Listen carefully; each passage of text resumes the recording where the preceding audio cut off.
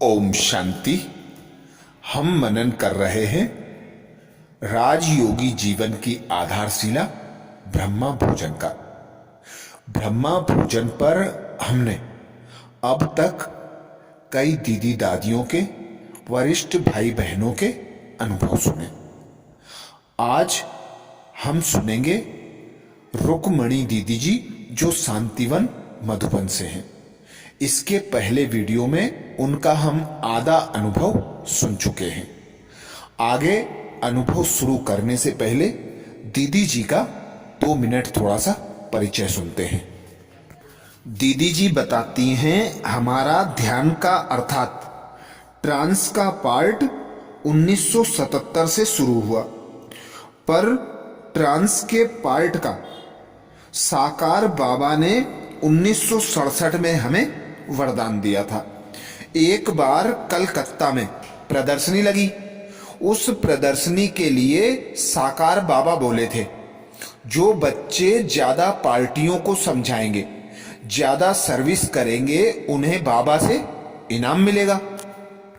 हमारा बचपन से ही योग और बाबा की सेवा में बहुत ध्यान रहता था। हमारी भावना थी कि हम बाबा की सेवा करें, सदा बाबा की याद में रहें।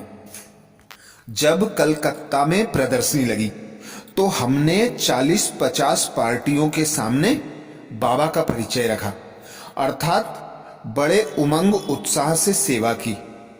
जब बाबा का पत्र आया तो बाबा ने हमें वरदान दिया, उड़ता पंछी उड़न खटोला भाव। बाबा ने लिखा था, बच्ची उड़ने वाली उड़न खटोली है। हम निर्मल शांता दादी और संतरी दादी के अंग संग ज्यादा रहे। दादियों ने हमें भोग लगाना सिखाया। भोग लगाने का जब हमसे कहा गया तो हमने दादी से कहा कि हम तो कभी बाबा को भोग नहीं लगाए।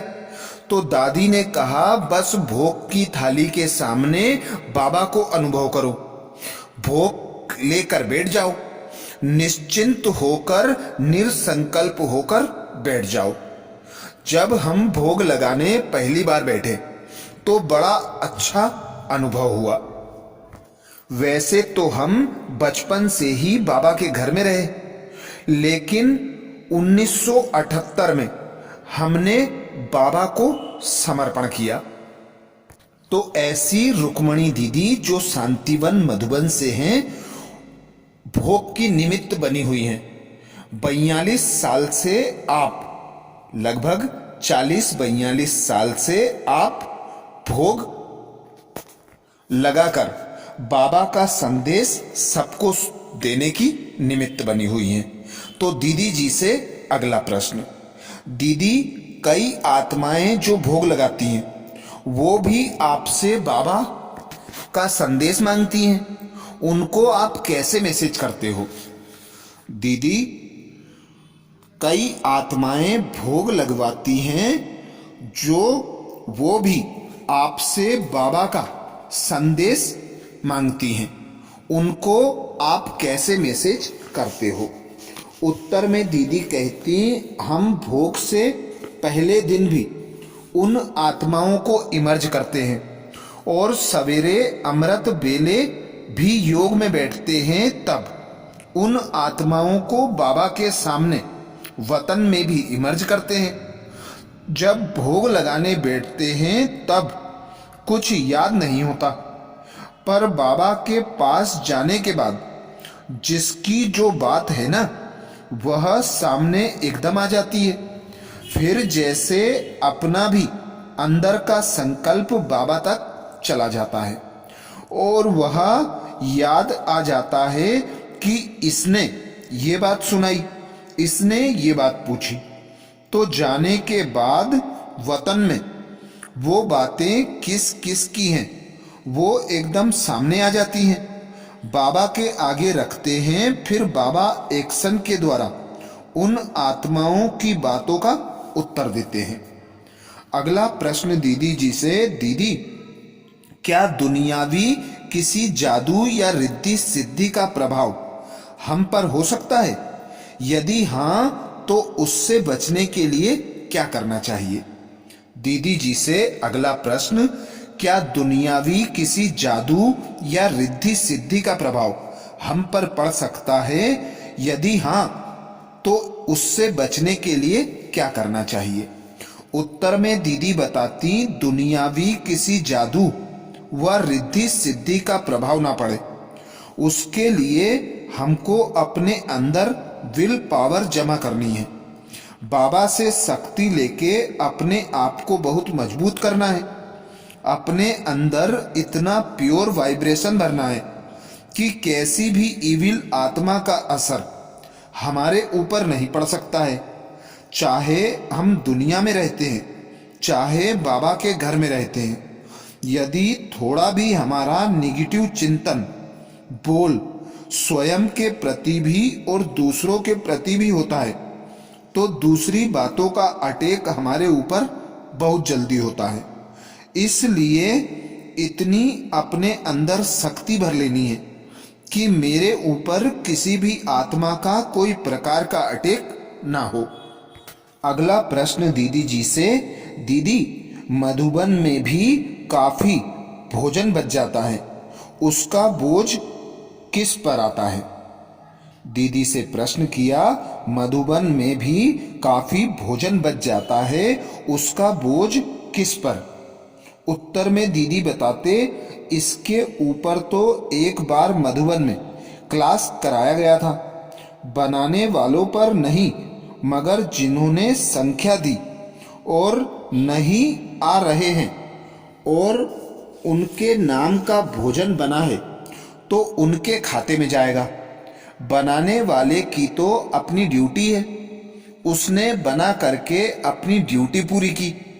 भाई बहनें नहीं आए और ना आने की सूचना भी नहीं दी तो उनके ऊपर ही बोझ चढ़ेगा।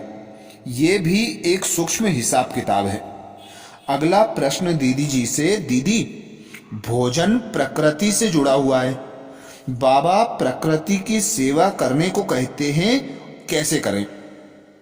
दीदी भोजन प्रकृति से जुड़ा हुआ है, बाबा प्रकृति की सेवा करने को कहते हैं, कैसे करें?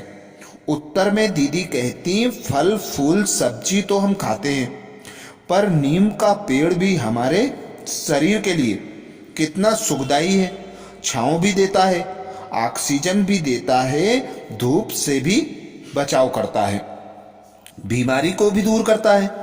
इसलिए फल फूलों को ही नहीं बल्कि कोई भी पेड़ पौधे हैं, चाहे आम का है, चाहे नीम का है, चाहे कई प्रकार की जड़ी बूटियां हैं, उन्हें भी हमें बहुत योग युक्त सकाश देना है, क्योंकि ये सभी हमें सुख देने का कार्य कर रहे हैं।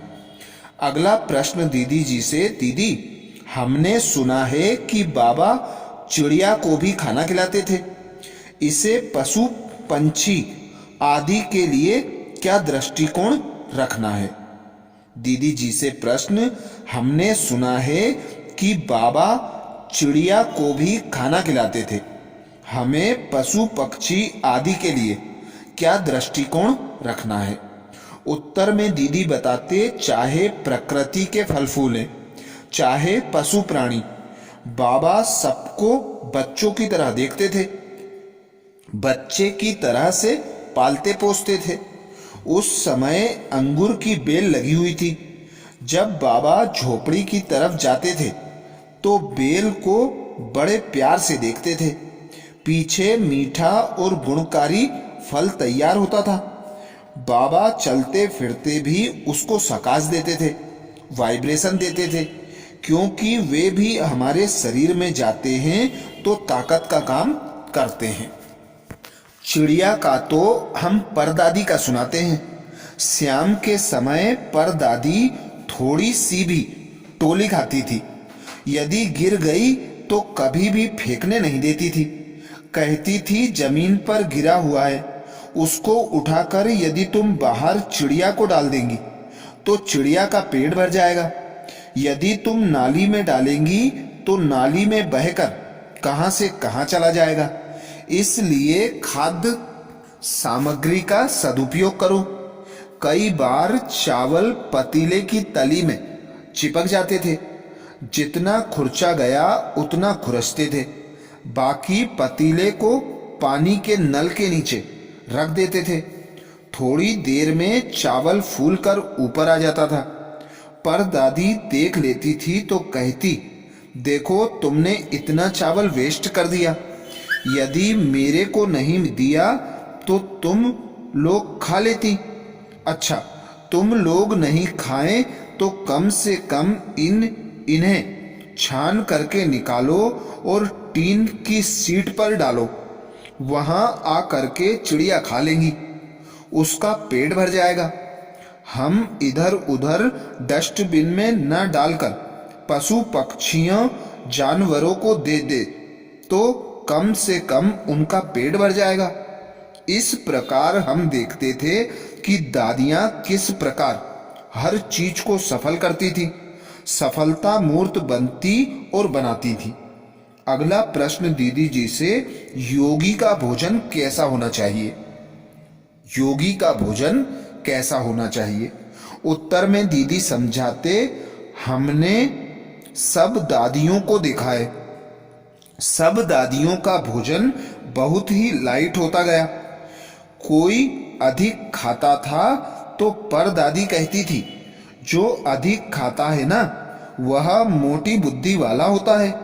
जितना कम खाना खाएंगे उतनी हमारी बुद्धि तीक्ष्ण विशाल होगी। ऐसे नहीं कि दादियों ने स्थूल कर्म नहीं किया, सब कुछ किया। हमने दादियों को झाड़ू पोछा बर्तन आदि सब कुछ करते हुए अपनी आंखों से देखा। हमने इतने सालों में दादी की एक रोटी से हमने इतने सालों में दादी को एक रोटी से अधिक खाते नहीं देखा। इतना हल्का भोजन दादियां करती थी। हम लोग देवता बनने वाली आत्मा हैं, अपने को लाइट रखने के लिए लाइट भोजन करते हैं। फल खाते हैं तो हमारी बुद्धि बहुत हल्की रहती है और हम शरीर को भी हल्का महसूस करते हैं। इसलिए जितना हल्का खाएं उतना हल्का बनेंगे।